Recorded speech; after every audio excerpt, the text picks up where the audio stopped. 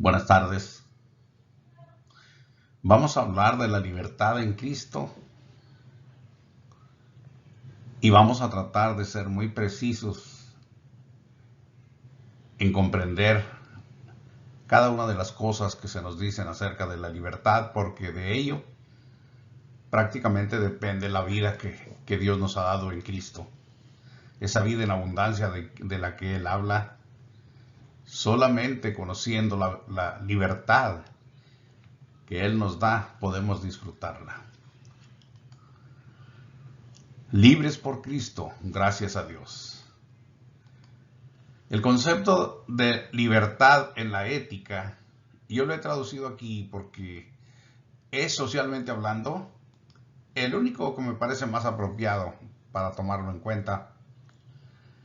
Y este concepto dice así: la libertad es la facultad o la capacidad del ser humano de actuar según sus valores, criterios, razón y voluntad, sin más limitaciones que el respeto a la libertad de los demás. Eso es lo que se dice en ética acerca de la libertad. No es muy satisfactoria la idea, pero bueno, como dije, es lo que he encontrado yo un poco más apropiado. También, antes de empezar, yo quiero poner esto en claro, que hay obstáculos de la libertad, es decir, muchas de las cosas que nos ocurren obstaculizan la libertad que Cristo nos ha dado. La ignorancia es fatal, es un antivalor terrible.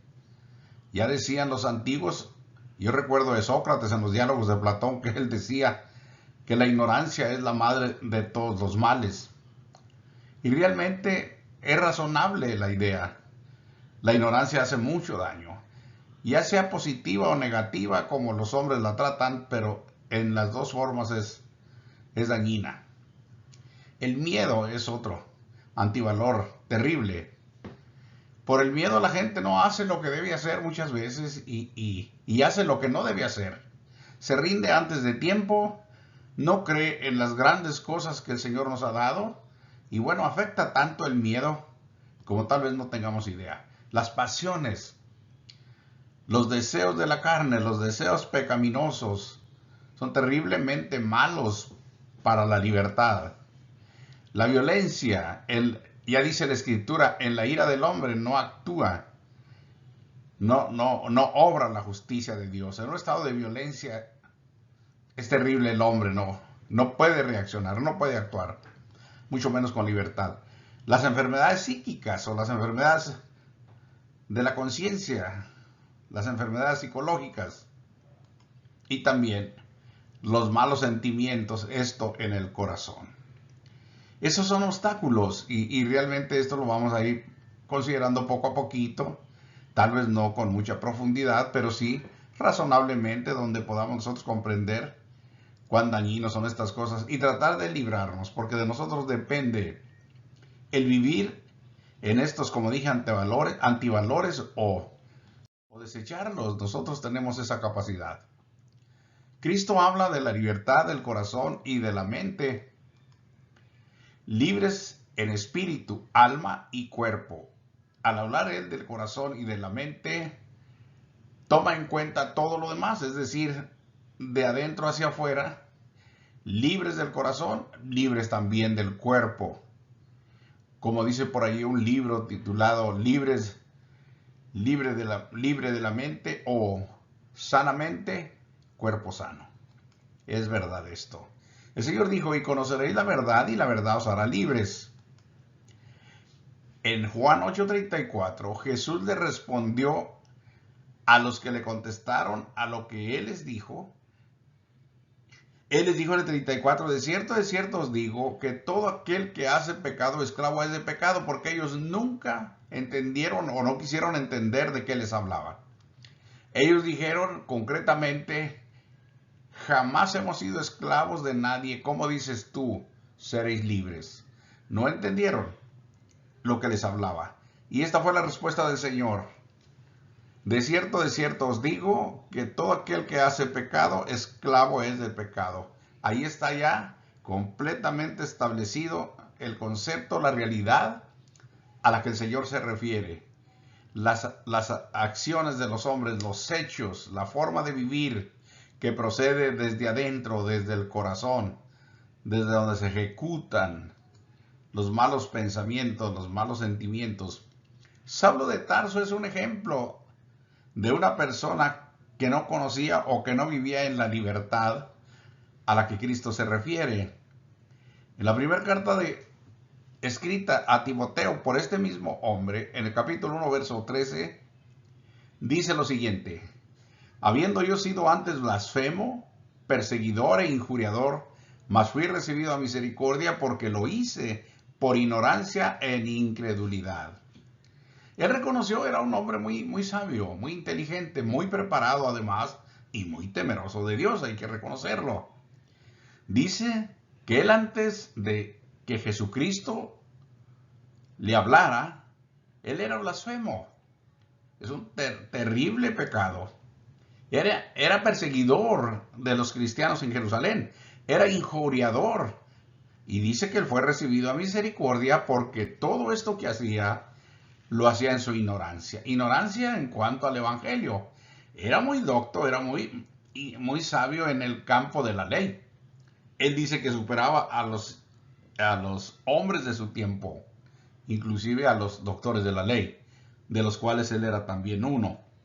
Pero no sabía de Jesucristo, no había interpretado correctamente todo lo que en la ley se hablaba de Cristo Jesús. Bueno, él es un buen ejemplo. En el capítulo 7 de Romanos, un día de estos se los explicaré, está completamente claro cómo él vivía como esclavo del pecado bajo la ley.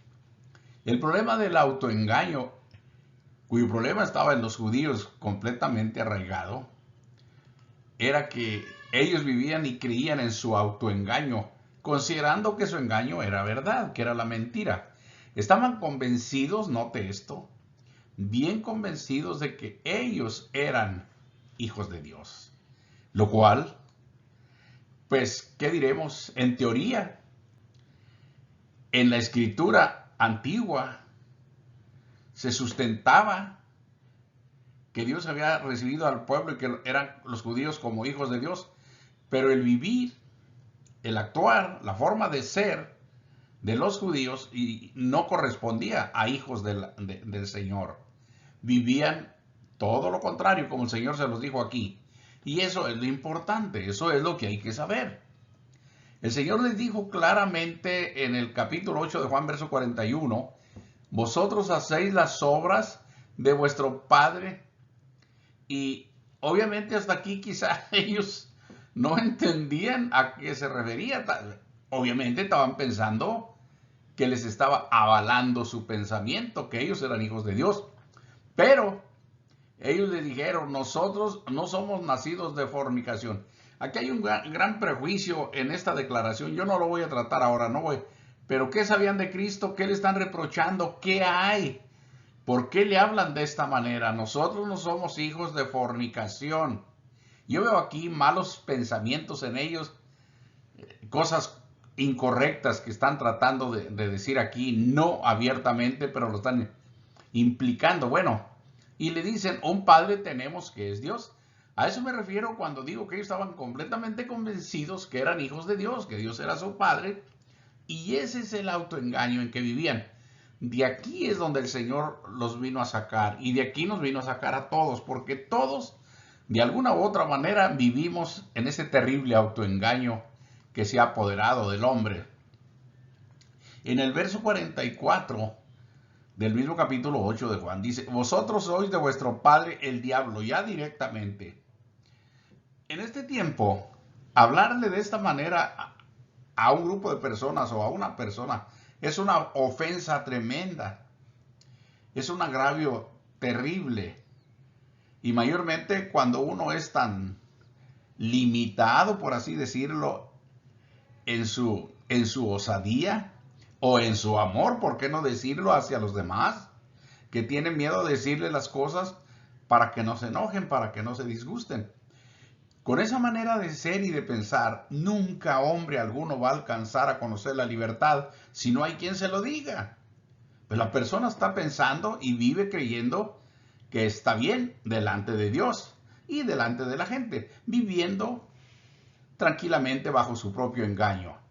El Señor, yo lo reconozco en este aspecto, siempre he dicho, Jesucristo es el hombre más valiente que he conocido. ¿Saben por qué? Porque nunca se detuvo. Esto no es una grosería, esto no es una falta de respeto, es la verdad simplemente, dicha de una manera por demás completamente clara, directa, sin rodeos. Vosotros sois de vuestro padre el diablo. ¿Qué es lo que tiene que hacer la gente que escucha esto? Ponerse a pensar, a reflexionar. Si la persona que lo está diciendo tiene la razón y lo está diciendo en verdad, pues entonces es un problema que hay que considerar, un problema que tiene la persona a la que se está refiriendo. Y les dice aún más, y los deseos de vuestro Padre queréis hacer. El Señor no estaba hablando por hablar, Él estaba fundamentando sus palabras, su mensaje en el proceder de las personas. Lo andaban siguiendo para matarlo y lo niegan, no lo aceptan. Aquí en este capítulo nos negaron. ¿Quién te quiere matar? Y lo habían dicho un poquito más adelante. Y los deseos de vuestro padre queréis hacer. Él ha sido homicida desde el principio, refiriéndose a Satanás. Y no ha permanecido en la verdad, porque no hay verdad en él. Cuando habla mentira, de suyo habla, ¿por qué? Porque es mentiroso y padre de mentira. Y da pena decirlo, amigos y hermanos. Créanme que da pena decirlo. Esto es algo muy serio. Esta es la vida social, el mundo en que vivimos. Aquí estamos inmersos nosotros de manera personal en esta sociedad. Nuestra familia, nuestros hijos, nuestros padres, nuestros hermanos. Todos vivimos en un todo social. Y es seria la cosa. ¿A qué me refiero? Que en el capítulo 9 de Jeremías, por ejemplo, se dice que el pueblo de Israel puso como habitación el engaño. Es decir, ellos vivían en el engaño era el móvil de su vida en esa época. Todo lo hacían falsamente. Y entre hermanos, entre familia, entre sociedad, nadie creía en nadie. Hoy, más o menos estamos igual, si no es que peor. Es una vergüenza, fíjense lo que les voy a decir. Esto no tiene nada que ver de entrada con el tema, aunque sí habla del engaño. Pero, miren, el meollo social actualmente a nivel mundial, la raíz de todo ese mal es que está deteriorado, está agravado el sistema matrimonial mundial, que es realmente el núcleo de la sociedad. El núcleo, ustedes saben, de la familia es el matrimonio y el núcleo de la sociedad es la familia. Pero si viene todo dañado desde allá, imagínense cómo estamos. ¿Por qué me refiero a esto así?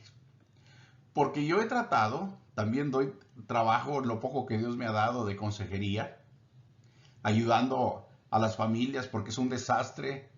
Hay muchísimos jóvenes que se están quitando la vida y si no se la están quitando literalmente, sufren enormemente en sus propias recámaras, lloran amargamente por ver la situación en que viven. Sus padres que los trajeron se odian, se aborrecen, cada quien por su lado y no se pueden reconciliar porque se aborrecen. Cuando apenas ayer o antes de ayer se casaron enamoradísimos y ahora no se pueden hablar porque se odian. Y los hijos son los que están llevando este sufrimiento. Bueno, ¿y por qué se aborrecen? Porque no se creen, porque no hay confianza, porque se han engañado, porque se han traicionado en la mayoría de los casos. Y no pueden reconciliarse porque no creen que pueda haber un cambio en ellos. Y se batalla bastante. Se trabaja mucho para poder hacerlos entender. Solamente Dios puede hacer este trabajo que es tan importante, que es tan realmente valioso. La gente no fue hecha para esa vida. Esa no es vida. La gente fue hecha, ustedes saben, para amarse, hecha por Dios, para convivir, para estar juntos, tratarse, disfrutarse. El aislamiento no es propio de los hombres. Eso no es. Por algo, yo recuerdo, nunca voy a olvidar las palabras de muchísimos profesores que me daban clases de derecho cuando estaba ahí. siempre decían, el hombre es un ente social por naturaleza. Y sí, es verdad, el hombre no fue hecho para vivir solo, Dios mismo lo dijo, que no era bueno que el hombre estuviera solo. Él dijo, le haré ayuda idónea para él. Y a partir de allí el hombre se ha multiplicado y es hecho para vivir en sociedad. La soledad no es buena, no para el hombre. Bueno, él dijo aquí, ustedes son hijos de su padre el diablo, y da las características ahí del diablo: mentiroso y padre de mentira. Deberíamos de aborrecer la mentira. En nuestros hogares, en nuestras casas, no debería de haber espacio para mentira, ni en los padres, ni en los hijos, ni en nadie. Eso se debe de erradicar, porque solucionando eso ya se dio un gran avance en la sociedad, porque de ahí viene la credibilidad y de ahí viene la confianza. Por desgracia, el engaño persiste en muchos que dicen estar en la verdad. Esto ya entrando a la iglesia. En la primera carta de Juan, capítulo 2, verso 9, el que dice que está en la luz y aborrece a su hermano, está todavía en tinieblas. Y de esto, créanme, hay muchísima gente que piensa y vive así en la iglesia. En el capítulo 4, verso 20 de esta misma carta, el escritor dice lo siguiente: si alguno dice yo amo a Dios y aborrece a su hermano, es mentiroso. Pues el que no ama a su hermano a quien ha visto, ¿cómo puede amar a Dios a quien no ha visto? Ahora bien, la palabra aborrecer, porque más adelante dijo que el que aborrece a su hermano es homicida y que el homicida no tiene vida permanente en él. Pero aborrecer, aunque está cerca de la palabra odiar, aquí no se refiere exactamente a lo mismo, pero sí se refiere al rechazo, al descuido, a la apatía que el cristiano muestra respecto a sus hermanos en Cristo. A partir de allí. Pero el cristiano no puede presentar ese comportamiento a nadie, no solamente a los hermanos, sino a ninguna persona, porque el segundo mandamiento es que debemos de amar al prójimo como a nosotros mismos. Pero si nosotros vemos al hombre o al hermano más cerca, al hermano en Cristo, sufriendo, batallando, pasando por ciertas penurias, necesidades, y preferimos hacernos como que no nos damos cuenta para no acercarnos a brindarle la ayuda, eso es lo que Juan dice, eso es aborrecerlo. No hacer lo que hizo aquel levita que pasó por aquel hombre samaritano que cayó en manos de ladrones, lo vio y se fue. El sacerdote hizo lo mismo. Eso es no tomar en cuenta las necesidades del prójimo, del hermano en que está viviendo, para ayudarle a hacerse mejor. Como, no, yo no me había dado cuenta, a mí no me dijeron, estuve a punto de morir. Pues sí, pero yo no supe. Y yo no voy a andar preguntando, yo no voy a andar investigando, no, nada de eso. Pero sí, es importante ser honestos, sinceros y ver que la enseñanza del Señor es maravillosamente bella, clara, preciosa, profunda y sobre todo, palabra viva que nos libera, que nos enseña, que nos guía, que nos hace vivir la vida que a Dios le agrada. Es un tesoro de vida celestial aquí en la tierra. En el próximo mensaje que Dios me dé, voy a poner el tema, todavía no lo hago, lo pienso trabajar. Disfrute o disfrutemos la libertad que Cristo Jesús nos ha dado. Y voy a poner como fundamento el perdón. Es una maravillosa bendición que Dios nos ha dado. Quizá por eso, no entendiendo bien el perdón, nos cuesta trabajo vivir la libertad. Y nos dejamos otra vez arrastrar por la inercia del mundo, por el engaño del pecado, por los deleites del placer de la carne, cosa que es por demás, como vimos en la introducción, dañina para la libertad. Todos esos, como dije, antivalores hacen mucho daño a nuestra libertad en Cristo. Cristo nos hace libres, pero ¿libres de qué? Esto es importante ubicarlo bien y tratar de hablar desde esa perspectiva. Libres del corazón y de la mente. Nosotros vivimos, aunque no lo sepamos, aunque el hombre no lo sepa o no lo acepte, es prisionero de su propio corazón, es prisionero de sus propias ideas, de su propia mente. Recuerdo, le decimos en México al flaco, a los que conocieron todavía a este hombre, Agustín Lara. Me acuerdo de aquella melodía, aquella canción que tenía, mi rival es mi propio corazón por traicionero. Y en verdad, no estaba muy lejos de la verdad. Lo haya sabido o no, pero hay razón en ello. Cristo nos hace libres del corazón y libres de la mente. ¿Cómo? Borrando los pecados que hay en ello y dejándolos ahora sí volar con libertad hasta el cielo. El cielo es la meta para crecer y crecer y crecer. De ahí nos hace libres Jesús. Mire lo que dice el 8:2 de los Romanos. Porque la ley del Espíritu de vida en Cristo Jesús me ha librado de la ley del pecado y de la muerte. La ley del Espíritu de vida en Cristo Jesús me ha librado de la ley del pecado y de la muerte. La ley del pecado, en el capítulo 7, Pablo describe, narra con mucha precisión lo que es estar cautivos en la mente y en el corazón por el deseo del pecado, por el deseo de la carne. Y de ese terrible estado de esclavitud que no se podía o no se puede el hombre por sí mismo liberar, él dijo que Cristo lo libró a través de esa ley que se le llama o se conoce o es el Espíritu de vida en Cristo Jesús. Y lo libró de la ley del pecado y de la muerte, que es como contraparte la ley dada a través de Moisés al pueblo de Israel. Una ley cuyas aplicaciones y términos normalmente presentaban lo externo, lo literal. Pero aquí estamos tratando de una ley espiritual, del espíritu de vida, que no mata, sino que da vida. La ley antigua mataba al que cometía la infracción. Ahora el Espíritu lo saca, lo perdona. Y el que se atreve a cometer la infracción en la ley del Espíritu de vida, vale más que sepa lo que está haciendo. Es importante saber qué es esa ley, porque hay cierta diferencia entre esta y la antigua ley. Diferencia solamente en la aplicación externa, porque en el corazón, en lo espiritual, es la misma ley, pero ya lo aclararemos más adelante. Dice el verso 3, porque lo que era imposible, note usted, lo que era imposible ¿para quién? Para la ley mosaica. Para la ley, ¿por qué era imposible?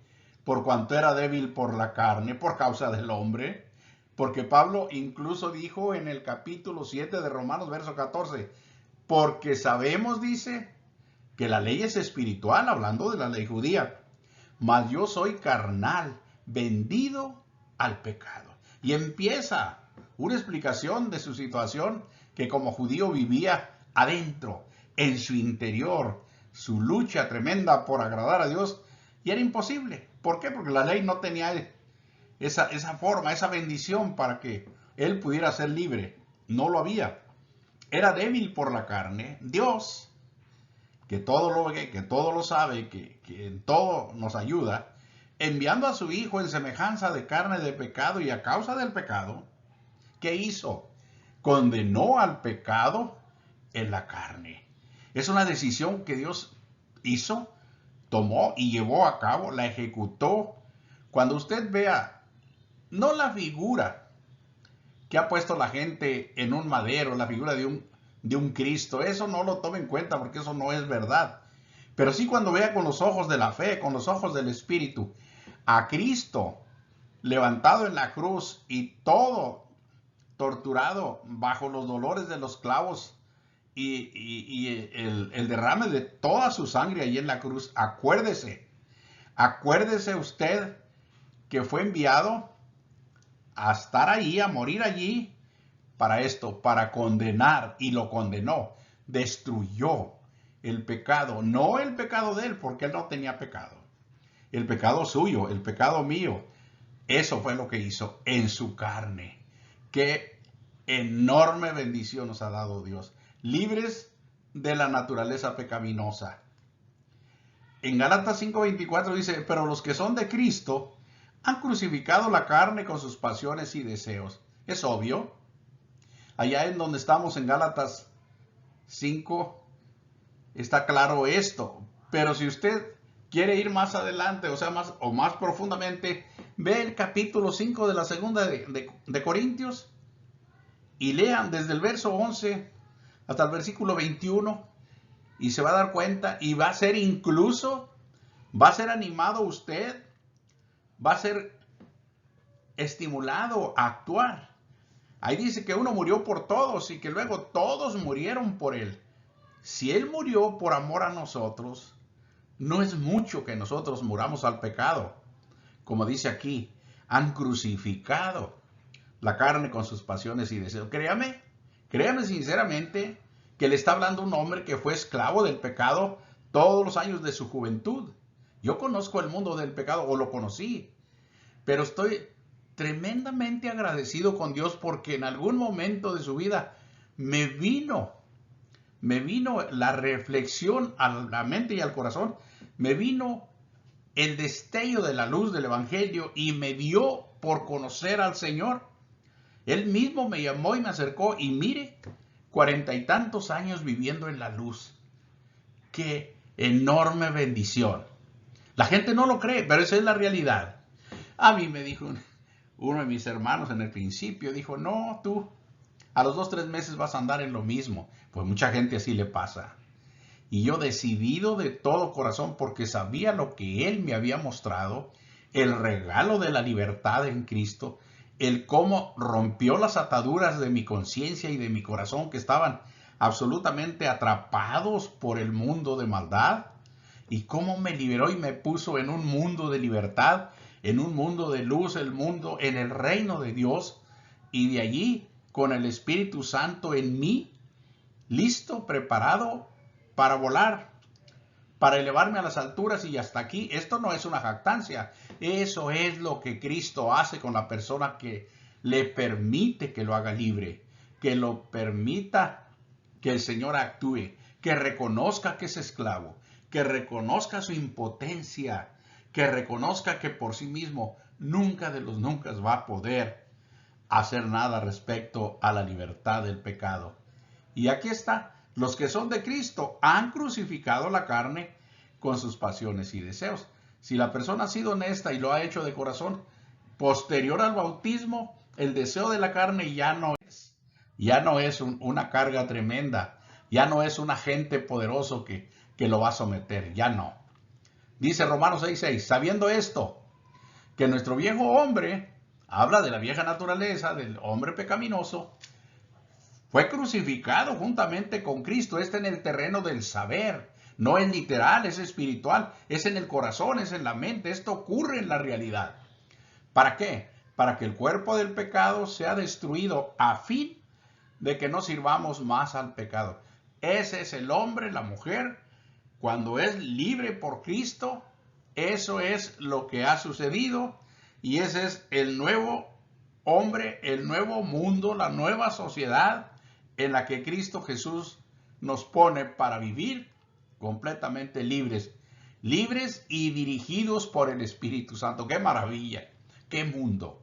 Con razón la gente en términos naturales no lo cree, pues no lo entiende. ¿Y cómo lo va a entender si no tiene el Espíritu Santo? Uno necesita ser humilde y reconocer su estado natural, que realmente es terriblemente defectuoso, imposible de agradar a Dios en ese estado. Y la gente quiere y se esfuerza y cree que en ese estado está bien con Dios, pero no quiere sacrificar, como ya leímos, la carne con sus pasiones y deseos.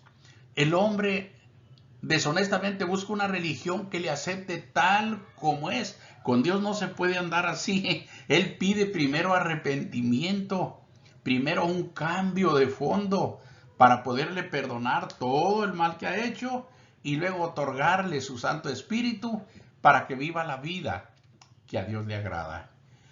Noten ustedes lo que leíamos en el capítulo 8, versos 1 y 2, donde ya estuvimos, y en el 3, aquí dice, para que la justicia de la ley, aquello que era imposible para la ley por la carne, para que la justicia de la ley se cumpliese en nosotros. Para eso vino Cristo, para eso murió. Para nosotros que no andamos conforme a la carne, sino conforme al Espíritu. Debo decirles aquí de pasada, en las congregaciones, en las iglesias, se ve mucha, pero mucha mala conducta. Testimonios de personas que realmente son indignos del nombre de Jesús.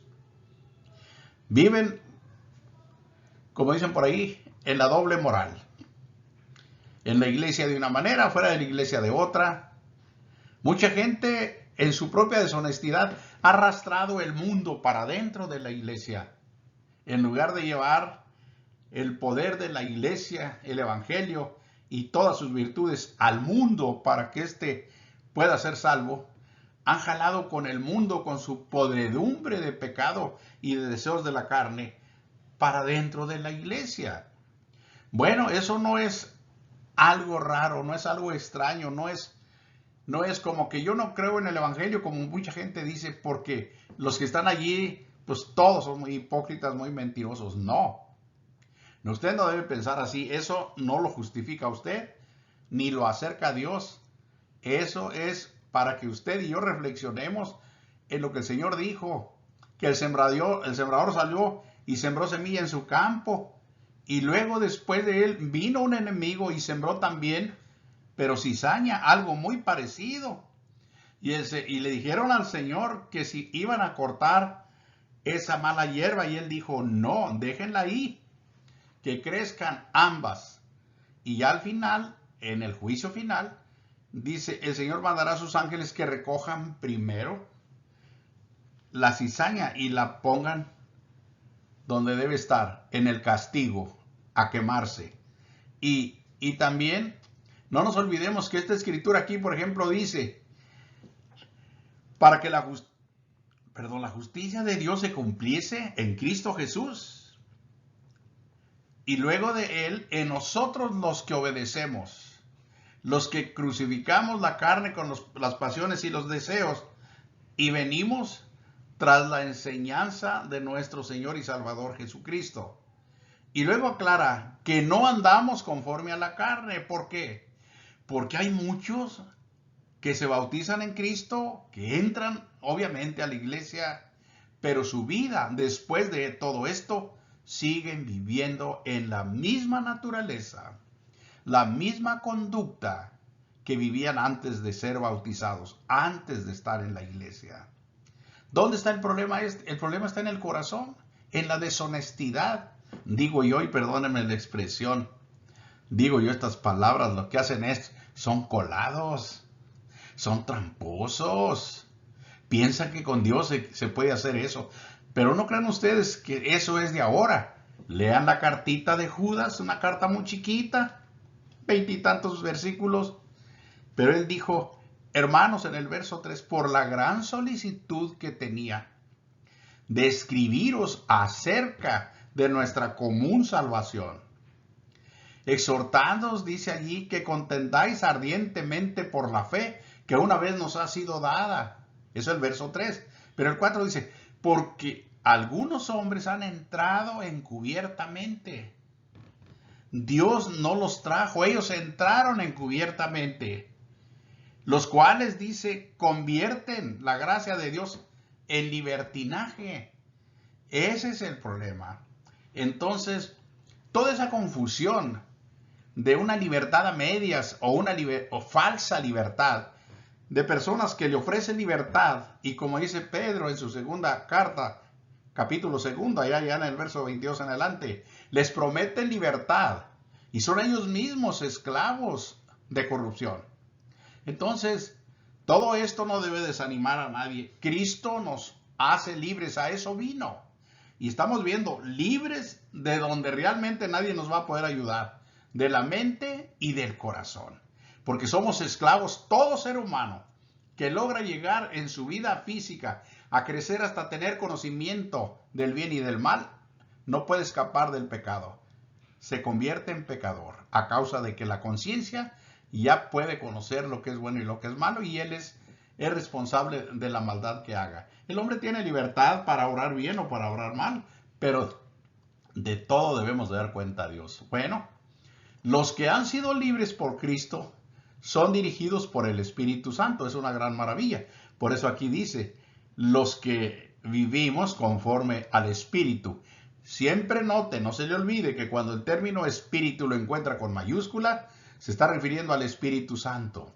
Cuando está con minúscula, se está refiriendo al espíritu natural del ser humano. Y dice aquí el verso 9, muy clarito, mas vosotros no vivís según la carne, los que realmente han sido libres por Cristo, no viven en la conducta pecaminosa, sino según el Espíritu. La vida del Espíritu es obvia. Y aquí mismo en el capítulo 8 y más adelante en el versículo 14 dice, porque los que son guiados por el Espíritu, estos son hijos de Dios.